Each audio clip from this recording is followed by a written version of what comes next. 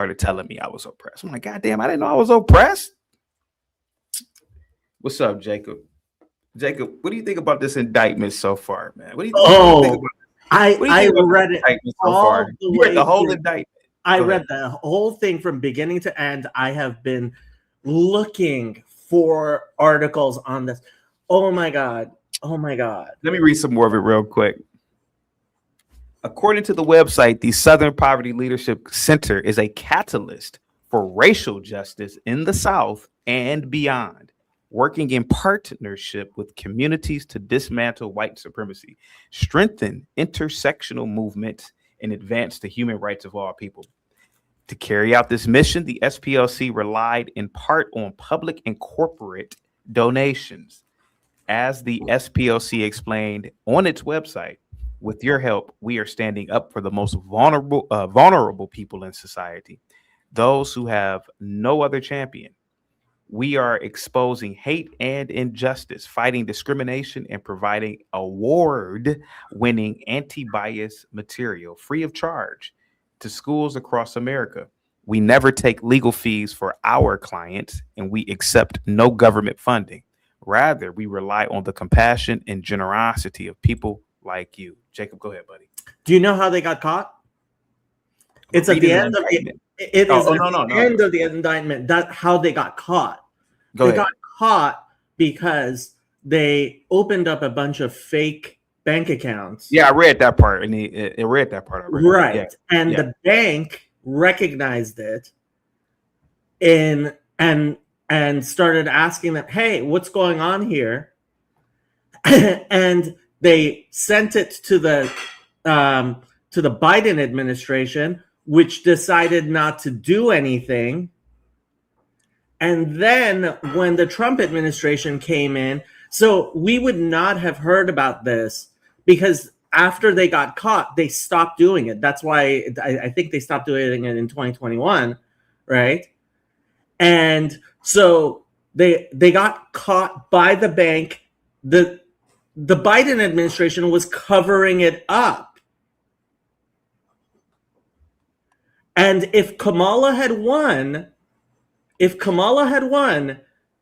the statute of limitations would have run. None of this would have come out. None of this would have come out. Let's keep reading. The Southern Poverty Leadership Center website also explained to potential donors, your support powers our work to confront hate, stand up to injustice, and defend our civil and human rights. From the courtroom to the classroom to communities across the country, you can help create a more just and inclusive future for all. These donations were used in part to fund various publications such as the Intelligence Report, Hate Watch, and the Intelligence Project Dispatch. Jacob. CT. For years on this channel, I have called out race hoaxes, and I've been right every single time. Now, I haven't done it in a long time, but my last one was Carlee Russell.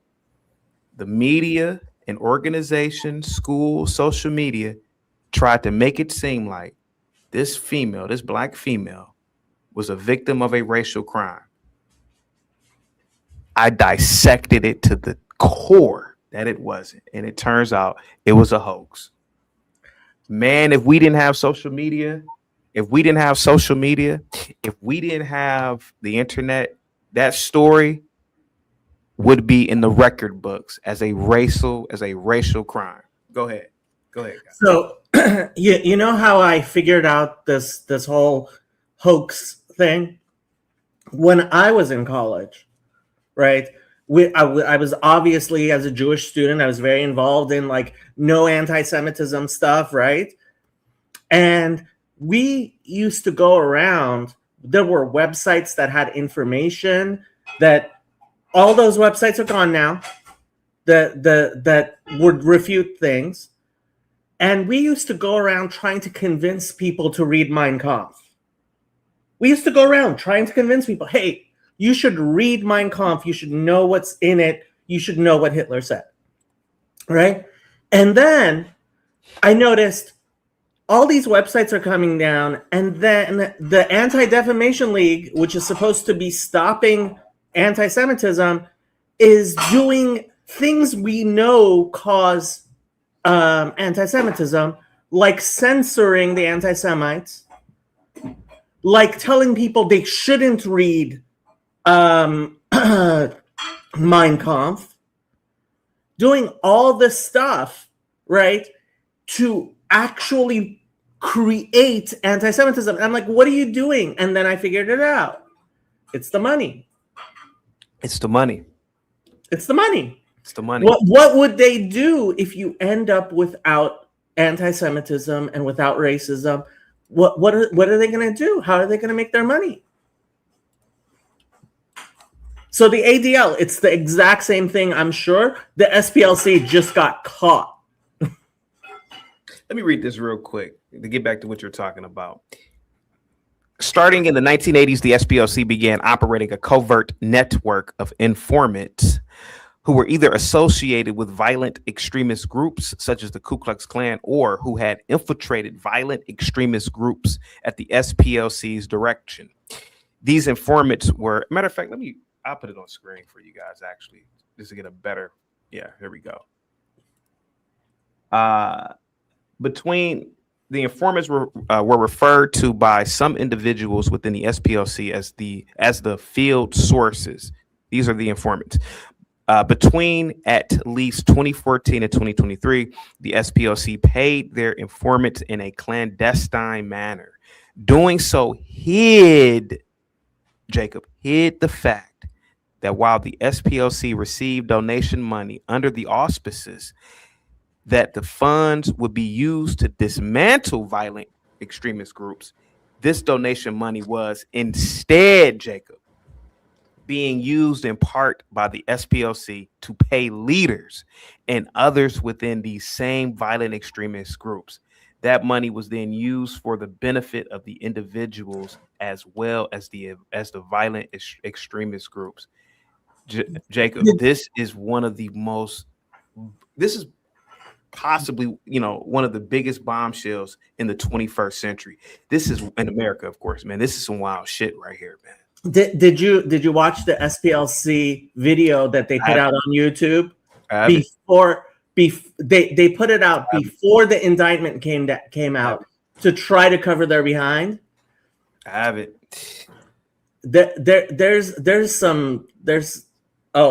You want to see this? you want to see this? John, what say you, man, about all of this, man? The SPLC is in Alabama. I was like the poor man's ACL. They're quite a ways away from power. And so I grew up in Alabama, and this really strikes hard at all the race hoaxes we've seen over the years. One of the ones that I'm sure they had a hand in, because they had to do with the Ku Klux Klan. Hell, I saw them. This was probably 15 years ago. A school was burned down in Alabama over some, it may have been a mixed race prom or something like that. I think the name of the county was like Cleburne County or somewhere. It was in Alabama. I remember that. Yeah. It was all on the news, man. I remember that. They had the Ku Klux Klan out there. I saw them. You know what I'm saying? I drove right through them. It was on Highway 21. I'll never forget it. And they let me pass through. They ain't bothered me or anything. But it probably was staged, man. Because if eventually, I think it was sorted out that the whole school burning was like a hoax or something. Like no one burned it down over racial reason. Someone burned it down to stoke racial, division. And the Ku Klux Klan probably was. The SPLC probably was involved in that. It probably was involved in a lot of them. John, you've heard of Matt Barnes, right? Yeah, I heard of him. Mm-hmm. Play basketball. Oh, yeah, him. Yeah. He lied and said that the Ku Klux Klan burned his high school down. He lied about that, and I uncovered that he lied about it. Really? These people lie so much, man. It is the wildest thing to me, man. Mm-hmm. John, you know what I'm willing to believe? I'm willing to believe Emmett Till never really happened. Man, I wouldn't be surprised. Man, I'm willing to believe that never happened, man. I'm willing to believe they needed some sort of story to really open up the floodgates for the civil rights movement, man. You got to Google this guy, Morris Dees. He headed the SPLC for years. He's a small hat. Yeah. And he got rich off that. And I want to say he may have been involved in a scandal recently, last 10 years or so. But he got real rich off that, man. Morris Dees. Yeah. It's a lot of money, man. Hell yeah, he made a lot of money off that, man. John, when I was in college, bro, I literally had Black studies professors ruin the lives of a lot of incoming freshman Black kids, man. You know how they would do it? I knew a girl who was a mathematics major. Swear to God, John. Swear to God. The Black studies department, professors there, somehow got this girl to major in Black fucking studies, man. And was basically, tricking people. Oh man, all this racism exists on campus. All this racism exists in the world. Mathematics is a hard degree. Got this girl to switch her goddamn major to Black studies, man. Black studies. And I saw a lot of this growing up, man. I saw a lot of this dumb shit growing up, man. Okay. Yeah. You know what the mechanism there is, right? The mechanism is they need asses and seats. Professors need asses and seats, man, so that they can keep their raggedy jobs. Yeah. But what they do is, and there's Heather. I'm forgetting her name, but Heather something. She talks about affirmative action mismatch. Give me 1 second, Jacob. I'm sorry about that. You just hold your thought, Jacob. Give me 1 second. JC with the $5 super chat. Hey, Carrot Cap, what are you going to say about a whole community of your tribe in upstate New York who are on welfare? You saw the YouTube video. I actually did a live stream about that Jewish town, that Jewish city. Yeah, I did a story about that. We can talk about that if you want, but Heather MacDonald, that's her name. Heather MacDonald, okay? So what they do is they have affirmative action. And what affirmative action does is make sure that you send Black students to schools that are at a higher level than they would normally be able to get into, and so that they are at a lower level than the white students around them. So the white students around them perform much better. Yeah. And so when they go into math, and suddenly they're at the bottom of the class. And oftentimes these are students who were at the top of their classes, right? Now they're at the bottom of their classes, sometimes not because they're not smart enough, but because they haven't had the same preparation as the other students who were allowed into those schools, right? Then they end up dropping out of math and engineering and other stuff and going into things like Black studies and Judaic studies and all the grievance studies shits, right? And it's that mismatch, and a lot of them end up dropping out, right? Whereas if you had let them into the same schools as the white students of the same level, right? When I was in law school, I have to say, generally, it wasn't always true, but generally the Black students were at the bottom of the class. And everybody who's been to law school, there's people who've been talking about this, knows there was a big scandal at Penn, University of Pennsylvania Law School, because professors got caught talking about this on a Zoom call, right? They are deliberately sending Black students to schools where they're less competitive and making things worse for Black students. John, what's up, man? No, I don't disagree with that. I think, if you do that, the Blacks clearly in many of these schools, they can't afford it. So, it's just going to be a mismatch all the way around. They're going to be the poorest kids there. They're not going to be prepared for this, the rigor of the studies.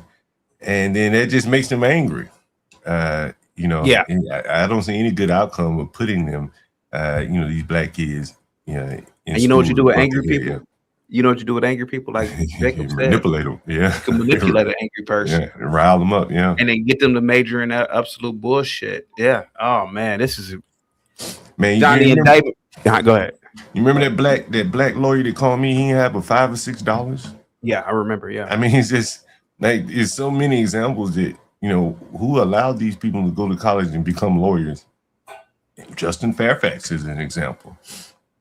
A whole damn year he made no money. Yeah. Like, who allowed these people to become lawyers? And look at the outcomes, Let me read some more of this indictment. I'm on page 2. Between 2014 and 2023, the SPLC secretly funneled more than $3 million in SPLC funds to informants who were associated with various violent extremist groups, Jacob. $3 million, man. Could you imagine what that money was doing with those, like the leaders of these groups? Jesus, man, this is some wild stuff, man. Growing up in Alabama, man, it was always a group that was looked up to by black people. Like they had our best interests at heart. SPLC? They probably organized a lot of the protests. You know what I'm saying? Like, over the years, think about all the stuff that's going on in Alabama. That the SPLC would have been helping to organize, all those Selma Bridge walks, all that stuff, all the agitation over the years, at least in the South, they've had a big hand in that. Holy God. I want to see you guys react to the video from the SPLC. I really do. Put it in the private chat and I'll bring it up. Put it in the private chat. Let's see. F-37, this is an informant, was a member of the online leadership chat group that planned the 2017 Unite the Right event in Charlottesville, Virginia. Wow. And attended the event at the direction of the SPLC. F-37, who's an informant, made racist postings under the supervision of the SPLC and helped coordinate transportation to the event for several attendees. Bro, what's so crazy? Go ahead. I'm sorry, TT. Go ahead. Brian, hey, man, that is some wild shit. He said between 2015 and 2023, the SPLC secretly paid the informant more than $270,000 to basically what's so crazy manufacture race rallies. What's so crazy about that? Go ahead. You remember that dude that was the head of that Jason? Damn, I had him on my channel. I interviewed him. Man, they ruined his life so bad. He ended up reaching out to me to rent a room. Really? Yeah. His name was. He was the head of it. Unite the Right. Jason. He was on my channel. I interviewed him. Jason. Yeah. Damn, what was his name? I can't remember. Jason something. But when they ran over that fat lady, Heather, what's her name? Heather, out in Minnesota, or Minneapolis. Jason Kessler. Man, they ruined that guy's life, man. When in revealing this, it was all fake. You kind of knew it was fake, but you didn't know the SPLC was behind it. Jeez. And they ruined all these people's lives, man. Sent that guy to prison. The one that hit the lady. Because I don't think he didn't do that on purpose. Someone hit his car from the back. Man, that is amazing, man. Oh, man. Let's see. Here we go. F9. Now, F9 is another informant, was affiliated with the neo-Nazi organization, the National Alliance, and served as an informant for the SPLC for more than 20 years. F9's activities included fundraising for the National Alliance. Between 2014 and 2023, the SPLC secretly paid F9 more than $1 million. Could you imagine what this informant was setting up?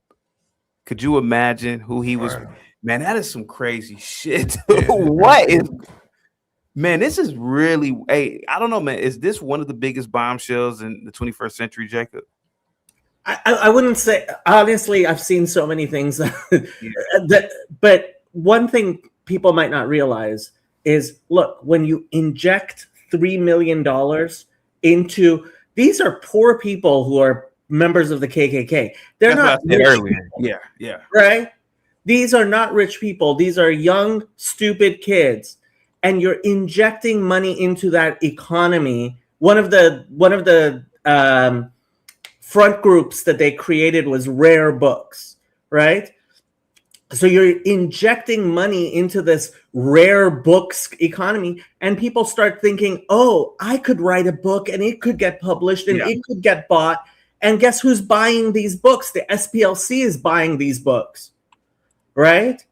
And so you're generating a whole economy, whereas if there wasn't the people that they're paying, people would be like, look, these guys are losers with no money. Of course I'm not going to stick around with them. But you give them $3 million, suddenly they're not as much losers anymore. Yeah, you got to Google that guy Morris Dees, man. I want to say he made millions of dollars off that stuff because he headed it for years. And just to answer, where's this money coming from? This money is coming from people who are donating to the SPLC, many of whom actually think, and that's why I think the video is so important, because he says, yeah, we didn't tell anybody about this program we had, right? They didn't say, oh, some of our donors knew, and we told our very wealthy donors, here, this is what we're going to do. And they're like, yeah, I'll write a check for that. That's not what happened. They didn't tell anybody that they were doing this because they were using it to raise money from people who were anti-racism. Real quick, Gimpy with the $5 super chat. This just proves what we knew. The horseshoe theory was always true. Go ahead. Here we go. F9 was affiliated with the neo-Nazi organization, the National Alliance, and served as an informant for the SPLC for more than 20 years. F9's activities included fundraising for the National Alliance. Between 2014 and 2023, the SPLC paid F9 more than $1 million. In 2014, F9 entered the headquarters of a violent extremist group and stole 25 boxes of their documents. F9 coordinated payment for the copying of the materials with a high-level SPLC employee who acknowledged the document had been stolen. The original stolen materials were returned to the violent extremist group in a second illegal entry by F9. Therefore, the high-level SPLC employee utilized the documents in part as a basis for a story published on the SPLC's Hate Watch website and authored by the employee. Another informant, F39, was blamed for the theft and was paid approximately $6,000 by the SPLC to false take responsibility for the theft. What do you guys think about this part with this informant? So one of the ways the Democrats are trying to spin this, and if you go on Twitter, you'll see they keep on saying, well, this is what law enforcement does all the time, so why can't the SPLC do it? Because you're not law enforcement. They're not law enforcement, yeah. And so they were doing illegal things like stealing paper from people. Like, I'm sorry, you can't just go ahead and do that, right? Like, you can't go into an organization and just steal their paperwork and expect no repercussions. Yeah. Let's see here. Jesus, man, this is wild. And you said you read the whole indictment, huh? I did. I did. I love these types of things. F Unknown, or the informant, was the imperial wizard of the United Klans of America. In an article published on November 22nd, 2013, the SPLC described the group as a millennial reboot of what was once a serious domestic threat. In its prime, the United Klans of America was responsible for, among other things, the 16th Street Baptist Church bombing in Birmingham, Alabama, which resulted in the deaths of 4 little girls in 1963. Here's my thing. Wait a minute. CT, so they going all the way back to the 16th Street bombing? Well, no, they're saying that this organization has a lineage, or that's the lineage of these. You know, it's probably just a few people, but it seems like they're bankrolling them to get stronger again. That's what it looks like to me, for them to do something else. But this just seems like it's poking a hole in like all of these, like this going way back. You know, if you're tainting the 16th Street bombing, you know how many blacks have used that as, you know, claims of how violent whites are. And if it was all manipulated and shit, that would be amazing, man. They've been paying informants since the 1980s.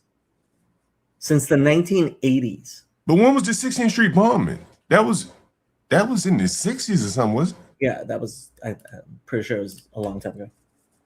Isn't the whole idea of an informant in a lot of cases, Jacob, is to infiltrate an organization and collect data, but not to lead it. You don't. Yeah. Like it's not the leaders you get to be an informant. Like if you get an infiltrator, like they're making comparisons with Veritas, right? James O'Keefe, right? Yeah. James O'Keefe doesn't go and lead one of these organizations. If he did, if he was leading them, that would be different. You can try to infiltrate things, but you don't actually contribute to what they're doing. Yeah, you don't participate. Do you remember the movie Donnie Brasco? Sounds familiar. With Johnny Depp. Johnny Depp played, and so Donnie Brasco was an FBI agent who actually infiltrated the mob, and supposedly he was almost about to be made, but he didn't. Supposedly he never participated in any killings or anything that So to me, that's the way an informant or somebody should work if they infiltrate an organization, man. But this is very strange. Go ahead, John. Go ahead. No, I was just. This is very strange, man. What's going on here, man? This is absolutely wild, man. And the 16th Street bombing was in 1963. Yeah, correct. So it was before this stuff. Yeah. All right, here we go. F-27, so this is another informant, was reported as an officer in the National Socialist Movement and the Aryan Nations affiliated Sadistic Souls Motorcycle Club. Kind of long ass name is this. Between 2014 and 2020, the SPLC secretly paid informant 27 $300,000. Okay. Informant $50,000 a year. $50,000 a year. What was this person doing for $50,000 a year for 6 years? Probably was collecting data. I mean, he may have been, a legitimate informant. I have no idea. Let's see. Here we go. What would the SPLC need informants for? They're like a non-profit. It seems like to me, it seems like they use these informants to create racial events, right? Like obviously rallies. Yeah. Well, I mean, okay, let's give the devil his due. They say that they're collecting information, finding out who these people are, sharing it with law enforcement, and there's a place for that. Like right now, in the Iranian community, there's a lot of people who are going around and finding these people who came from Iran to the United States, who are little lordlings of the rulers in Iran, and giving lists and lists of names to State Department for people to get deported. Like, I'm perfectly fine with doing that. And that's, if the government's not going to do it, hey, I will help, right? And if there were serious KKK people, hey, I have no problem with you working against people who are serious KKK. But you can't believe that they're serious and then give them $3 million. Like, you don't give these people $3 million. All right, let's see. Here we go. I think what it's saying to me is that, with the Unite the Right, they seem to undermine that rally to lead to the violence. I think the night before, there was a rally or something. I don't remember exactly what Jason Kessler was telling me, but they undermined that rally to cause the problem. And they would, maybe chanting I think that's what he was saying. Maybe they were chanting racist stuff. And he said his group was not chanting any racist stuff. And so some people came from they didn't know those people and were chanting racist stuff or something like that. So they instigate conflict. I think that's really what they were very good at. American Millennium says, how could anyone suspect blacks and other minorities making up fake or highly exaggerated racial incidents? But see, the thing is that those informants obviously were white. I mean, you're not going to, those people infiltrating the these white nationalist groups obviously aren't black. Yeah. So no, you can't really just necessarily blame the blacks for this one. But what you can do is you could blame whoever is at the SPLC, who whoever they are taking directives from. So no, it's not a black thing necessarily here. But blacks get caught up in it because of they believe in these events. Like it's just like when those guys were in Cincinnati, or a city adjacent to Cincinnati, those Nazis supposedly who looked like FBI guys, and I said that's bullshit, man. But look what happened to that black community. They started picking up guns and basically saying if anybody comes here, he's gonna shoot them. For the most part, anybody. Obviously, that's a Nazi, I guess, right?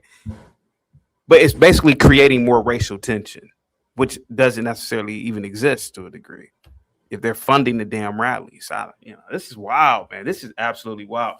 Here we go. Drew with the $10 super chat. SPLC is a relic of a moment. Even the name feels outdated. It does seem outdated. Get the likes up, Drew. Thank you so much, man. What do you think about this super chat, Jacob? I agree 100%. He's absolutely right. The fact is, the internet is very much changing a lot of things in our society.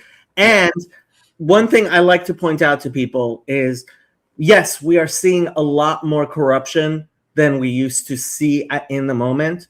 But when you study history, you see how corrupt things were. It's not that we have more corruption than existed 100 years ago or 200 years ago. It's that we see it more because everybody has a little recorder in their pocket, right? And there's a lot more pictures being taken and a lot more video and a lot more tracking of things with computers and searching of things. And so we're seeing a lot of this corruption coming up. And yeah, so it's... in one sense, I don't want people to start thinking things were better 50, 60 years ago. They were not, right? It's that now we have a better capacity to see how we are being manipulated and work against it. And that's to the betterment of society. It's a better society when you don't have this type of grifting going on. What did you think of Central Park 5? Do you think that was a race event, like a race hoax? So this is the hard thing about media, like from 40, 50, 60 years ago, right? Yeah. It's one thing to look at how we find things out today. Yeah. Because we can ask, okay, who are these people? Who like, where did this come from? You used to have to rely on a physical newspaper, which had a reporter who went and asked people, and information just did not exist in the same way that it does now.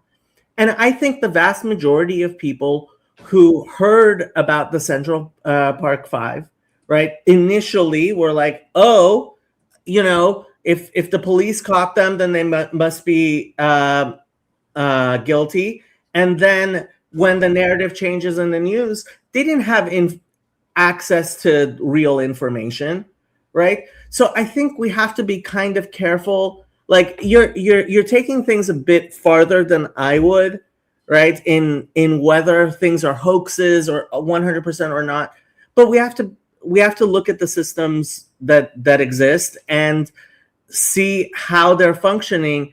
And that's why for me it's a bigger deal that affirmative action is causing all these Black students to go to schools where they invariably are worst students because they were allowed in with lower requirements, and then making them feel bad about themselves, making them feel like, oh, it must be racism, and you're generating something long term.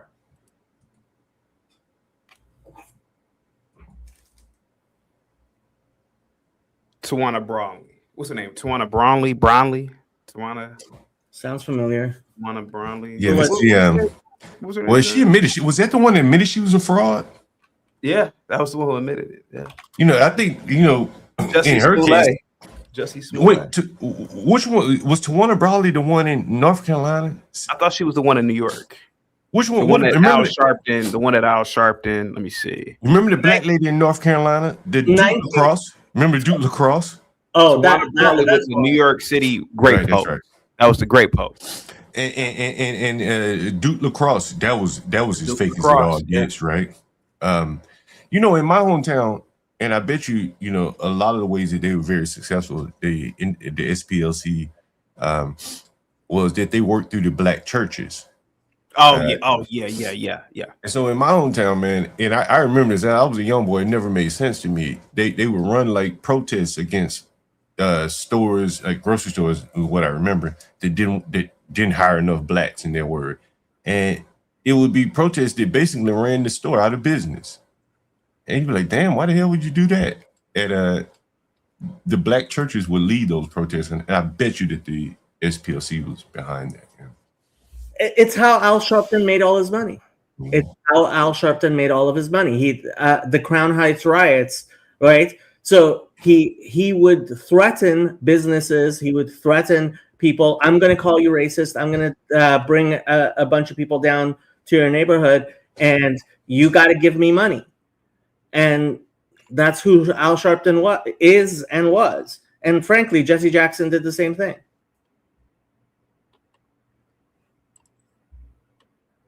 John, I'm going to say this, and I might need to edit this out. Man, I don't even know if I should even say this, man. Say it. I wouldn't be surprised if man, I don't know if I don't know if I should say this, man. Well, you already said MT. I wouldn't be surprised if that bombing that killed those 4 girls, Birmingham, wasn't a hoax. Wasn't some sort of, we don't really know who done it, and it could have been done by people who are trying to sell race, man. To be honest with you, I think you never know, man. It may have been it may have been it may have been some black organization that did that shit, man. To be honest, well, I don't think it was the black. I think it was the SPLC. SPLC probably, yeah. SPLC, NAACP. Hey, man, you never know, man. Now here's the next question. Let me ask you this question. Yeah, the black preacher, would he have gone along with it, knowing that he's gonna be famous? Yeah. Oh, yeah. If you give him money, famous. Like, would he look the other way? You know, kind of knowing what's going on, never say a word about it to the SPLC? Yeah, I think so. Yeah, I really without a believe doubt. that. I mean, the more I look at a lot of these stories, man, Jacob, I wouldn't be surprised if a lot of stuff we were taught, man, it's just some bullshit, man, or that was created and manufactured by some. Okay, but you can't take it too far, because let's face it, there were real racists around, especially in the 50s and 60s in the South. There were, and I mean, yeah, I'm sure there are people who are stoking some of it, but I would say be very careful, because when you go a little bit, when you start going too far, then people start, disbelieving. This SPLC thing is real. It's very real. And if we start going a bit too far, people lose their minds. And if you want me to answer that, I can answer that, but it's off topic. Hang tight for everybody in the back, man, that's waiting to get on. Go ahead, John. I mean, go ahead. I think, like, they shouldn't have needed an SPLC to stoke racism if it was already there. They've injected, like, some, well, you don't know what's real now. What was real? These people have been hanging on, using racism. And here we had their organization, perpetuating this. What was real? We're up here questioning all of this stuff now. I think the blacks, have been duped. And, this might be Trump's biggest domestic accomplishment. Yep. Might be his biggest domestic accomplishment right here. This basically looks, Kash Patel, to me, he looks like J. Edgar Hoover at this point, man. Harmeet Dillon, if you don't know who Harmeet Dillon is, she's been doing some really good work. I would look her up. Harmeet Dillon. She is the head of the Civil Rights Division, and she was doing good work here in California before they made her assistant attorney general. And yeah, you want to follow her on Twitter. You want to follow her on Twitter. You got to look up Morris Deeds, though, CT. Morris Deeds was behind all this shit for a long time, bro. Like, that man been behind this shit for a long time, bro. Do you want me to address the $1.99? Sure, go ahead. Okay, so to my Jewish brothers and sisters, please don't fall for this. Please don't fall for this. I know people who have fallen for this. There is this idea that if you're Jewish and you committed a crime, you can go to Israel and they won't extradite you to the United States.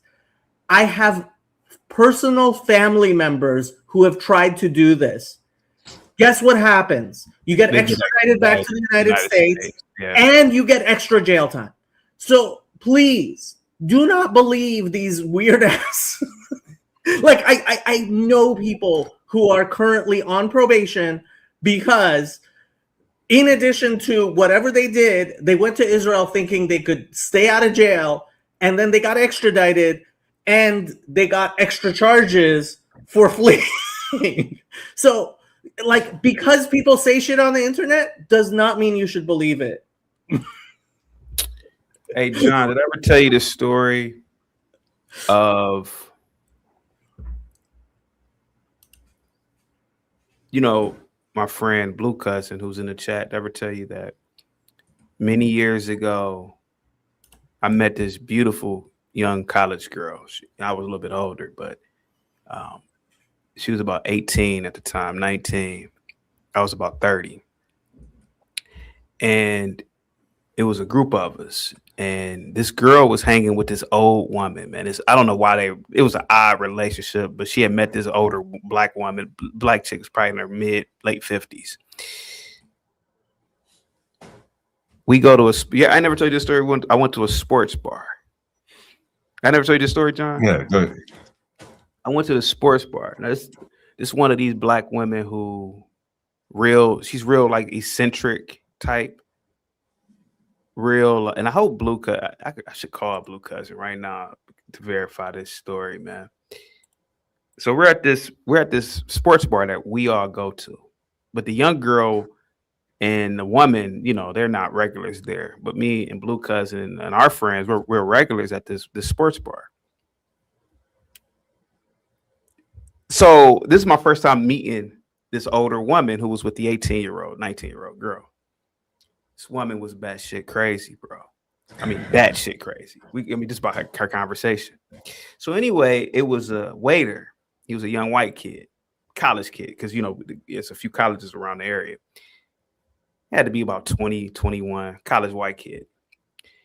Now he's messing up the order because he's being trained by this white girl who's a little bit older, maybe 25, right? He's not messing up, but he's being trained. That old black woman that was with us, she was dogging both of them. Then she started saying, y'all racist, like just over and over. Like, yeah, y'all racist, y'all. And this is a little sports bar. It ain't no goddamn high-end restaurant. Yeah. The manager, this white guy, he's an older guy. Now, we knew the manager. He eventually got tired of the black woman and said, you got to leave. Kicked her out. So I don't know that chick, so I ain't about to leave with her because you got kicked out, bitch. I ain't got nothing to do with me. She's out waiting because her friend, the 18, 19-year-old girl, is still kicking it with us. We get outside, and you know what this woman said to us? That's how you get out of a check. I swear to God, man. Bro, this racism stuff, like, cause she kept accusing all of them of being racist, bro. To the point where the manager said, get out. Like, he said, get out. Cause she was saying that he was racist, even though he ain't racist. We get outside, that black bitch said, I swear to God, it really happened. She said, that's how you get out of a check. That's a good. Let's tell him right now, man. Bro, I have seen so many people use race as a selling piece, man. It's wild how this shit is used, man. I wouldn't be surprised if the Southern Poverty Leadership Center dished out 3 times, 10 times more money than that. And that's just what they found out. That's just what the feds found out, that $3 million bullshit. I wouldn't be surprised if it's $30 million. Like all these events, all of these rallies with these white nationalists was funded by the SPLC, bro. This is the stuff they did in a stupid way and got caught. Yeah. There are much more intelligent ways of, and that's what I was saying with the ADL and Mein Kampf, right? You can't prosecute them for telling people, oh no, you shouldn't read Mein Kampf, you shouldn't read Mein Kampf. But I can tell you, as somebody who knows about anti-Semitism, the more you tell somebody, no, you shouldn't read Mein Kampf, the more they're likely to be a Holocaust denier, say that, oh, it must be true, and still have never read it.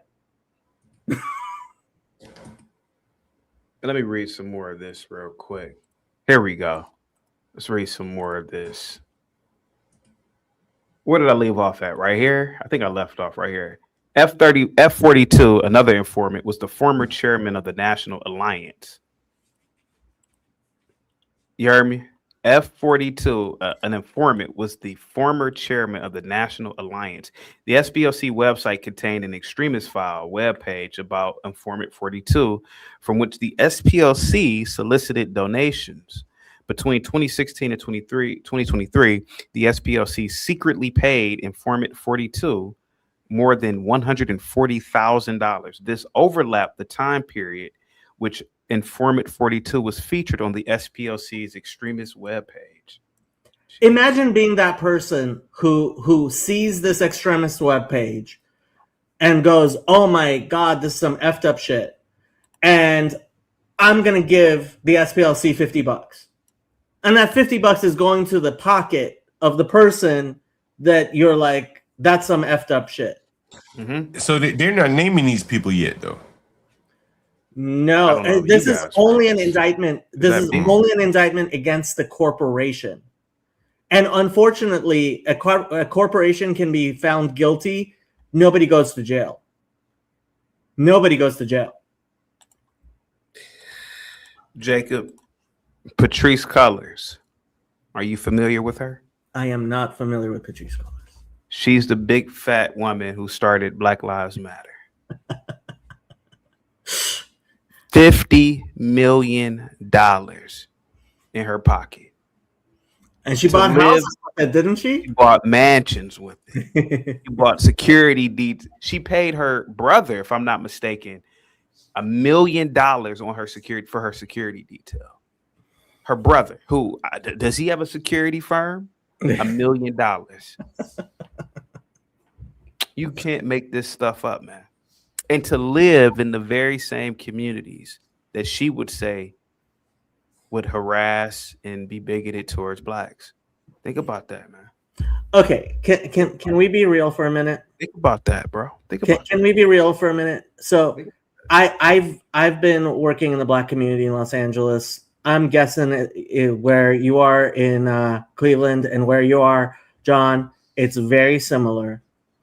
There is a culture of nonprofits that everybody knows are bullshit. And people are like, hate the player, don't hate the game. It's this is how people are making their living. I'm not going to complain about it. I'm not going to talk to the white people about it. You know, I think this is a really kind of an outflowing, downstream. Just the blacks are just, they have no worth other than being used. And here we have a Southern Poverty Law Center that is monetized the uselessness of blacks. And that's really what it boiled down to. If you really boil it down, they're not advocating for Hispanics, anything like that. As I say, they found a group that probably was easily, manipulated or, willing to go along, and they end up monetizing there's strife, and again, man, once you look up that guy Morris Dees and look how much money he made, man, and it just all becomes so simple to me. The blacks couldn't even take control of their own civil rights movement. Jacob, there's a guy that calls in here almost every day. His name is Zachary K. Hubbard. Mm-hmm.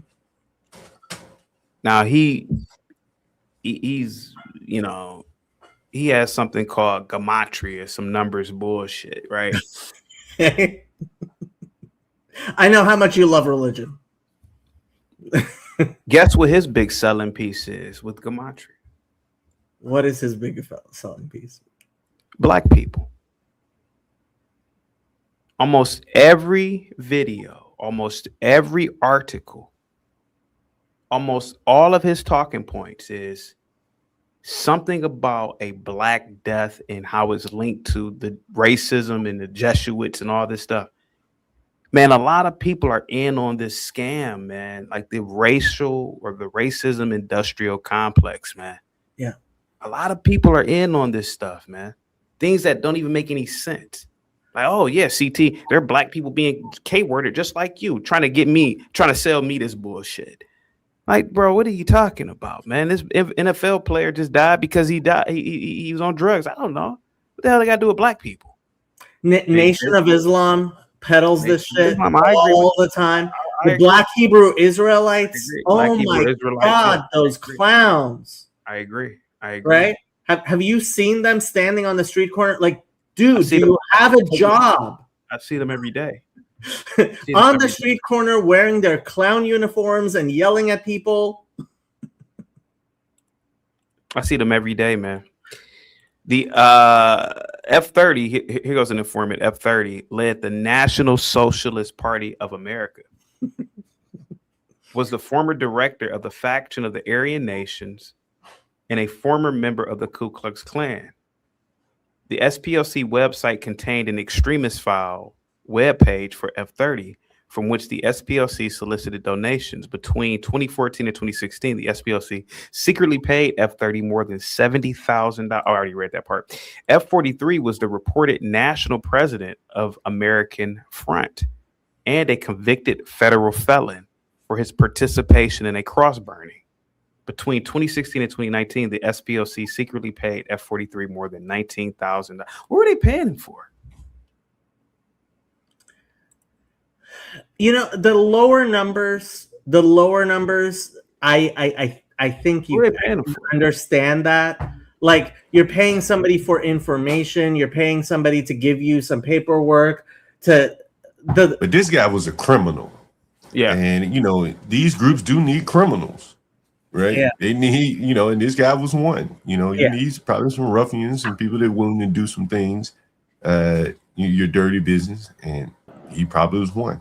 So they're paying leaders of these organizations all this money, basically to, hey, do this real quick. Hey, we need you to do this. That's some wild shit, man. Yeah. Since we talking about race hoaxes, let me set y'all straight real quick. The Central Park 5 wasn't a race hoax. It was racial, but it wasn't a hoax. How do you not know it wasn't a race hoax? Well, hold on for a second. How do you not know that the Central Park 5 wasn't a race hoax? It was racial. I don't think it was a hoax. I was there. I watched it. It wasn't a race hoax. It was just teens getting caught up doing something that they shouldn't have been doing. Hold on for a second. What did you watch? What did you actually watch? What did you watch? I mean, it was plastered all over the news. Remember, this is the early 90s. The news in the early 90s wasn't like the news is today. Well, who's to say that it wasn't a racial hoax? I mean, you didn't know these guys. Who's to say that it wasn't a racial hoax? I'll say I don't believe it was a hoax. Oh, okay. Now, I do believe Tawana Brawley was definitely a hoax. The whole Crown Height thing that you was talking about, that was Yusef Hawkins. That wasn't a hoax. He actually did get deleted. That wasn't a hoax. You talking about the boy that got run over by the car? Is that the boy that got run over by the car? Yusef Hawkins got deleted by a small hat in Crown Heights. Is that the one that was run over by the car? That was Yusef. That's where Al Sharpton made all his money from. That was the Crown Heights riot that you were talking about. That was Yusef Hawkins. Wait a minute, hold on. Which one is the boy that was ran over by the car? That's the Crown Heights riots. It was a little boy a little boy got, I think 2 boys got hit. One or it got deleted by a small hat. And it caused the riot. Hold on. He didn't get deleted. I thought he got ran over by a car. Yeah, he got hit by a car. But it wasn't deliberate, was it? No, it was a kid. It was a little big. It was a little. It wasn't like he ran him down. He was like 6 years I'm old. not saying I never said it was malicious. But when you I ain't say that. When you say deleted, I said he got deleted. I ain't say he got murdered. I said he got deleted. Okay, right, fair enough. All right, yeah, he got hit by a car. He got hit by a car and got deleted. Actually, it was 2 kids that died. It was 2 kids that died. It was 2 kids. Yeah. But hold on. The bigger story though is not that he was hit by the car, correct? Yeah, the bigger story was the driver of the car. No, that was not the bigger story. Because if it had been a black dude that hit him, you wouldn't have went through all that. No, the bigger story was Seven Seals and all this, that the Jewish ambulance, Hatzalah, whatever it's called, came and they treated the Jewish person and not the blacks. To my knowledge, that's what it was. That is certainly the story that gets told. And the blacks, were upset that they were like, "Why you not treating this little black boy? He's the one that's really injured." But the Jews, this their ambulance service, so they treat their own people. No, that's not what happened. Is that not what happened? That is not what happened. And lastly, I'm gonna tell you the biggest race hoax nobody talks about. But hold on, let's clear this one up because Seven Steel is saying I gotta go. Right. So just let me just say this real quick. You don't want to clear this one up. The rise and fall of Acorn. That was the biggest race hoax ever that don't nobody talk about. Are y'all familiar with Acorn? Yeah, I remember Acorn. Yeah, that's the biggest race hoax ever that don't nobody talk about. The rise and fall of Acorn. But I'll let y'all continue your conversation. I just want to throw that out there. I'll be in the chat. Well, somebody said Yusef Hawkins was gunned down in Bensonhurst, so maybe we're talking about a different person. Yeah, the kid that died in Crown Heights, his name was Gavin Cato. Oh yeah, that's right. And the one that was ran over, yeah. And the Hatzalah was one of the things that responded, and there apparently what happened was the kid was dead, so they were tending to the other people, but the kid was dead and he was under the car, and the volunteer paramedics didn't. The volunteer Jewish paramedics. Yes. Right. Okay. Yeah. Just want to be clear, right? Hatzalah is a Jewish paramedic organization, right? But they help anybody. It's not just if you live in a Hatzalah community, you go ahead and call their number. They'll come and help you just like they will a Jewish person. No, seriously, I am 100% serious. Hey Jacob, you are. Hold on. I want you guys to recognize when you go to a church and there's a church pantry, right? If you're not a member of the church and you go to the church pantry, are they going to give you food?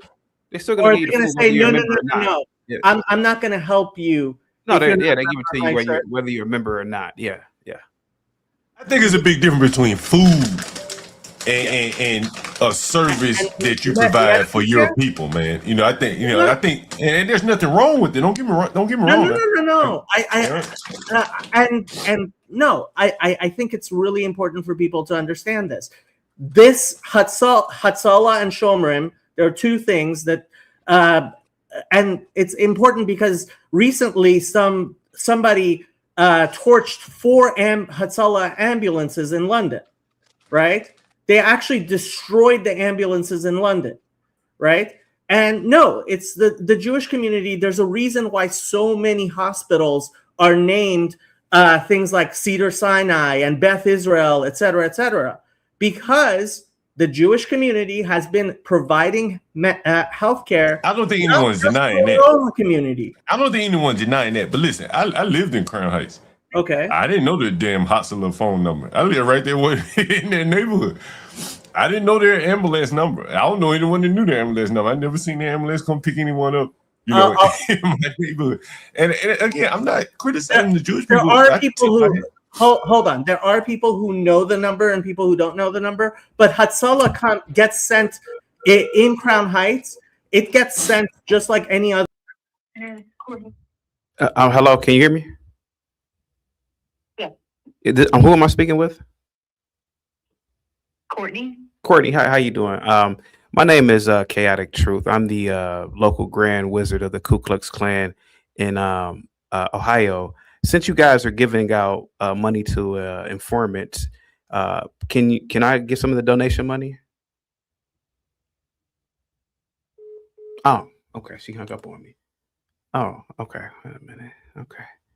Why does she hang up on me? They're giving out money anyway. I thought you were going to call Hatsala and see if they would respond to a black person. No.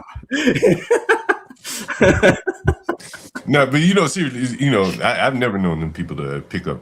And not saying that they wouldn't. Well, I called the donation. I am telling you, I know that you're talking about the Jewish one. Okay. Yeah, I'm doing. No. I am telling you that it is definitely part of what they do is they help anybody. Yeah, the number gets passed around but I actually in Crown Heights they put the number up on billboards and stuff. I don't know if you've read the billboards, but they put the number up on billboards in Crown Heights.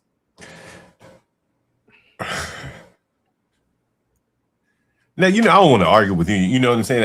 I just think, the community is, very tight knit and very clannish.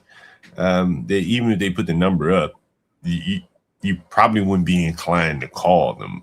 You're going to call 911, if you have a heart attack or something. And so, within the community, the number is probably well known. I have to say, after the Crown Heights riots, relations got a lot worse. After Yankee Rosenbaum got killed, right? And there was a lot of things that happened in Crown Heights riots. You guys can go look up what exactly happened in the Crown Heights riot. And yeah, it made the situation worse, but I blame Al Sharpton for that. If you look at the stuff that the Rebbe was saying, and you can look up the videos of the Rebbe talking and trying to make peace, like he was the leader of the Jewish community there, and he was doing the opposite. I invite anybody to go look at videos of the time and see what Al Sharpton, the Reverend Al Sharpton was saying, and what the Rebbe was saying. And we have lots of videos of what the Rebbe was saying, and you will see who the racists were. I invite. I didn't say the Jews were racist. Hell yeah, the blacks probably were racist. Again, the same thing. As it relates to this whole SPLC thing, which happened to be a Jewish-led organization. The blacks can take hold of their racism and monetize it. The blacks don't have ambulance services in Crown Heights. The Jews do. It's just kind of another example of one group being able to do things for itself, and hell, even in this case, monetize somebody else's gripe or grievance or whatever the hell you want to call it. It's all very interesting. The thing is, there's a lot of Jews who feel very betrayed by the black community because we feel like we very much wanted to help the black community, and there's a lot of people who take the fact that Jews tried to help, like the 3 white guys who got killed in the South. You know what I'm talking about? The 3 white guys in Mississippi. Yeah, talking about the one. Yeah. All 3 of them were Jewish. Yeah, I know you're talking about. Yeah. Was that related to Meredith, James Meredith, something like that? Yeah. They were registering black people to vote. Yeah. And they got killed. And so when there's certainly a lot of Jewish people who are like, yeah, maybe we need to not help the black community like we used to, because every time we do, people say, oh, look at these Jews. Like, Jews were involved in founding the NAACP. They gave a lot of money to the NAACP. Yeah, they did. Again, like I lived in a little small town in Alabama. SPLC, I'm sure had a lot of influence there. And registering blacks to vote, you ain't just registering them. You're kind of indoctrinating them at the same time. You have to be honest. They tell them who to vote for and stuff like that. and typically that's going to be anti-white. That's just been my experience. And they were, that organization, I'll say that, and groups like that have been able to really, monetize this whole racial thing to the detriment, I would say, of the blacks who are just helpless down there, getting the scraps of whatever was left over from this whole racial grievance thing. A couple of them, somebody mentioned Acorn or whatever. But by and large, I think they destroyed these communities, made people not want to deal with them. Hell, you even saying the Jews don't want to deal with the blacks. Well, when the answer you get is, oh, look at these Jewish people, they must be getting something out of it if they're trying to help us. Like, look, I think a lot of Jewish people did actually genuinely want to help. And I can certainly say there's times that people have wanted to help and they've done the opposite. But I think it matters if you're like, is this person trying to help or is this person trying to hurt? And if you can't tell the difference between somebody who's trying to help you and somebody who's trying to hurt you, like you've got problems and you're going to continue to have problems. I don't disagree with that. I'm still on hold, guys. I'm about to call and ask if I could become an informant. Hang tight, guys. You guys continue. Who you calling? The ACLU CT? Yeah, the Southern Poverty Leadership Center. Let's see if they'll let me be an informant here. I want you to play that video at one point. Yeah, put it in the private chat for me. I did. Oh, you did? CT, man, you got it. Don't forget to look up Morris Dees, man. Yeah. CT, don't forget to look up Morris Dees, man. Like, that guy made a hell of a lot of money. At least I remember him making a hell of a lot of money. And at some point, I want to say he was involved in some kind of scam. Some scandal, I should say, as it relates to the SPLC. CT, do you see it in the private chat? I see it now. Okay. Appreciate your support of our work for justice. Hold on, let's see. You have reached the voicemail box for general questions. I figured a voicemail one. Hold on, let me call donations again. Let me see it there. They pick up for donations. No. Yeah, but they won't pick up for general inquiry. Hold on, let's see. There we go. See what you can donate to. You want to donate to something. Memorial Center. I don't speak French. Come on. Please listen carefully because we've recently made changes to our menu. For donations, press 1. For monthly. Let's see if I get patched through it.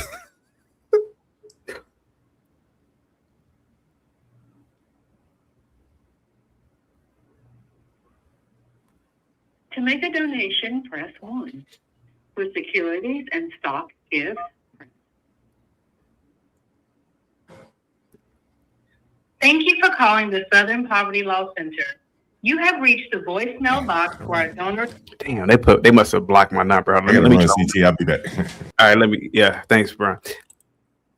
Let me here we go. You're calling the Southern Poverty Law Center and the Civil Rights Memorial Center.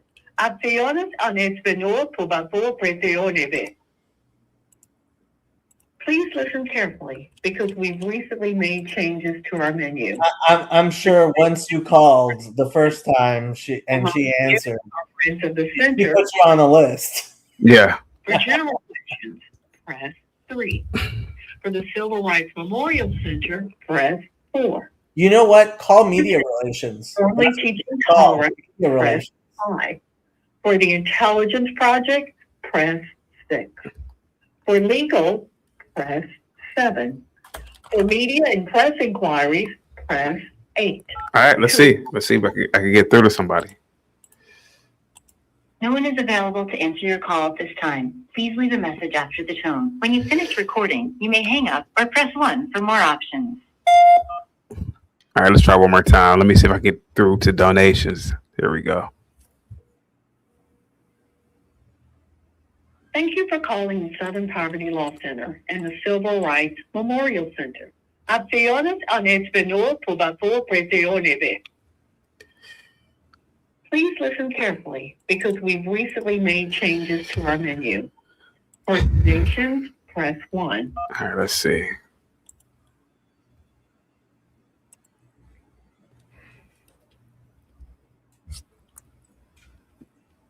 To make a donation, press 1. For securities and stock gifts, press 2. To leave SPLC in your will or estate plans, or if you would like more information on planned giving, press 3. For tribute gifts, press 4. To support the SPLC. Thank you for calling the Southern. You know what? I'm gonna call. I'm gonna block my number this time because I wonder if they put me on something. Yeah, let me just block my narcissist. All right, let me block the number. Let me block the number this time. Thank you for calling the Southern Poverty Law Center and the Civil Rights Memorial Center. They're so fucking high and mighty. Please listen carefully because we've recently made changes to our menu. For donations, press 1. For All right, here we go. Let's see if it goes through this time. To make a donation, press 1.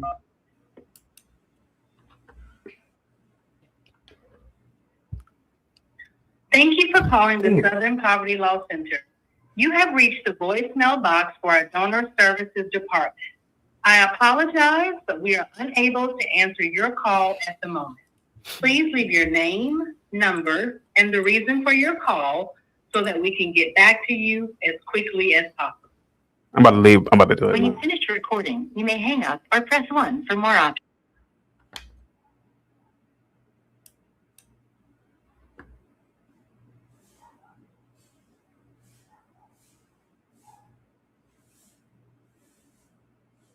Go ahead, Jacob. I'm trying to find you a press contact, but they don't have a number for their press contact, and they haven't put out a press release about all this. I wonder why. Yeah. No, but pull up. I want to watch you. Oh yeah, let me watch the video. Listening to that video. Because yeah. And remember, they put out this video before the indictments came. Before the indictment. Okay. All right. Yeah. Here we go. Uh-oh. Yeah. Let's see here. Hang tight for me. For 55 years, Brian Fair, he is the interim president and CEO. What happened to the other president? That's what I was wondering. Who was the other president? I think there was some sort of scandal with the previous one. I'll try to Google it for you. There we go. Southern Poverty Law Center has stood as a beacon of hope, fighting what. Sort of like he doesn't even want to do the. It's like one of those things on his list in the morning. We have to do the video today, Blair. It's like one of those. Okay, here we go. White supremacy and various forms of injustice to create a multiracial democracy where we can all live and thrive. We are therefore unsurprised to be the latest organization targeted by this administration. They have made no secret white supremacy and various forms. The Southern Poverty Law Center has stood as a beacon of hope, fighting white supremacy and various forms of injustice to create a multiracial democracy where we can all live and thrive. We are therefore unsurprised to be the latest organization targeted by this administration.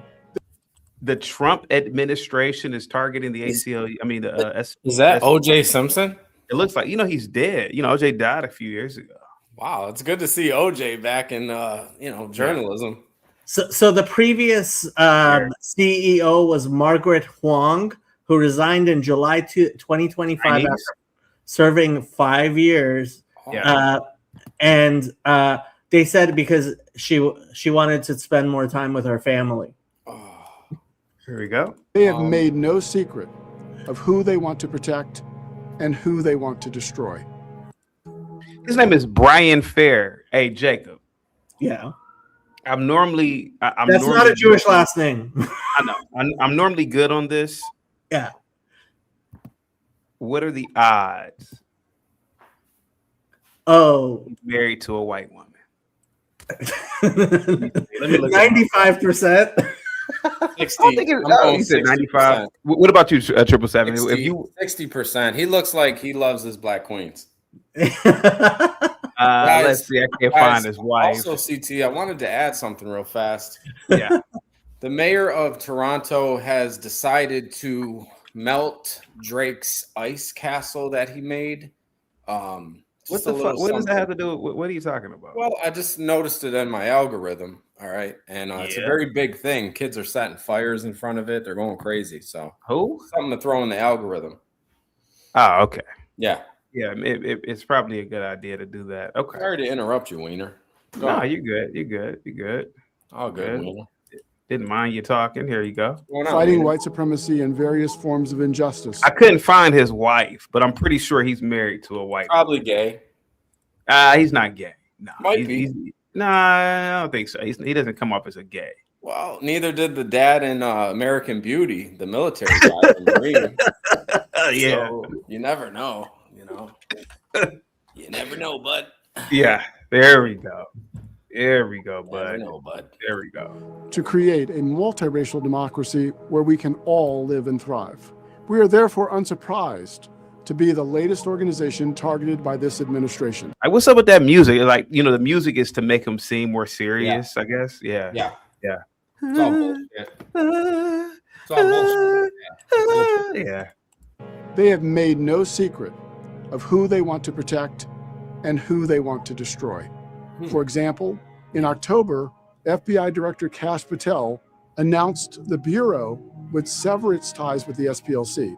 And in December, House Republicans held a hearing to... Did you see where Patel... Get on camera. Canada Dry. Did you see where he was partying? Did you see where he was He's partying? A frat bro. He's a frat guy. He's a frat guy. No, did you see when he was partying with the hockey team? Yeah, hockey team. Olympics? Yeah. That's my kind of guy right there. Yeah, he's a party guy. I want him in charge of this shit. Yeah. Will this make Kash Patel the greatest FBI director in director history? Since Hoover. Yeah. Hoover, since Hoover, yeah. Even though that's not saying much. Huh? That's not saying much. Hoover was over the department for what, 3 decades? 3 decades. He led a great administration against the hello, Canada Dry. You led a great. What's going on, guys? Hello, doing sir. what? Go ahead. Yeah, even though he wore dresses and probably sat on stuff. Yeah. But, besides that, I mean, he went after allegedly the mob and did a lot of good things. Yeah. Your people were tearing up the country for quite some time. I mean, we took control of the liquor situation. We also brought a lot of maple syrup into the country. I will admit, you guys made the union stronger. The ITI. We built infrastructure. We designed New York City. The Italians built infrastructure. Now I think you kind of like. We were in control of construction. Construction, that is true. We also. I'm just gonna make a coffee, and I'll be right back. Sure, it is true. Yeah, sure. Yeah. Not only that, but we actually helped in World War I. Was it? Lucky Luciano actually provided recon and intelligence to the CIA. Okay. All right. Well, here we go. Protected the Navy. Let's get back to the video. The port is an Italian American Day. Okay. Hey man, celebrate us, goddammit. The fuck? Of being partisan and profitable. Queer. The latest threat is the most serious. A criminal investigation and possible charges against the SPLC or some of our employees. Although we don't know all the details, the focus appears to be on the SPLC's prior use of paid confidential informants to gather credible intelligence on extremely violent groups. Wow. This use of informants was necessary because we are no stranger to threats of violence. In 1983, our offices were firebombed. Hey man, they were firebombed by the SPLC. They were firebombed by you.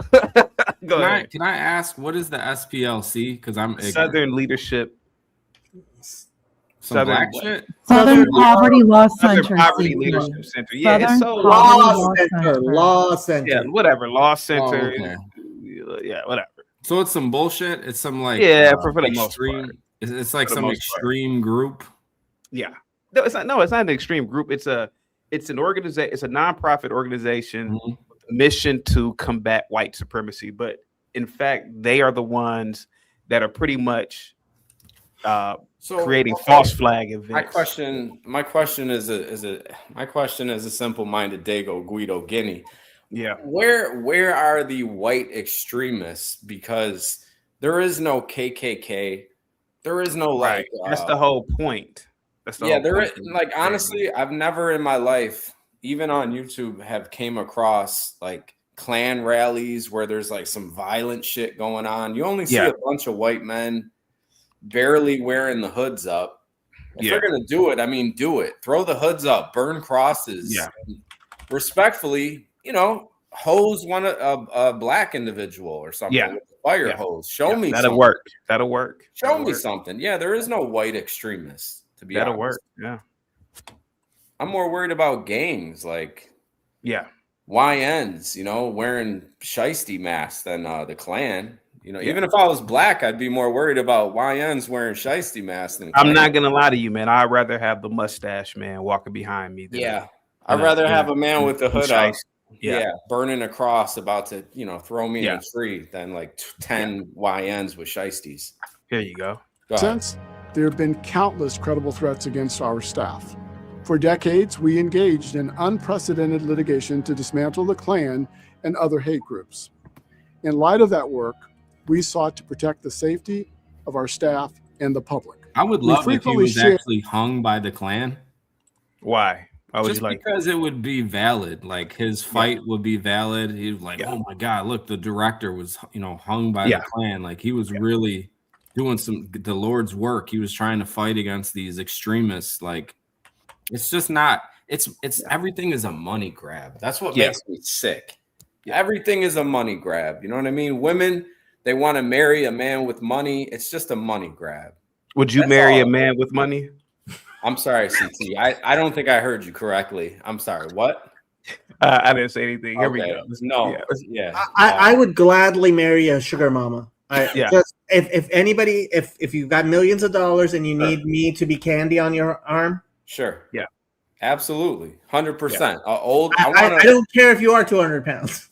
I want an old, 200's nothing. I'd take that down, Jacob.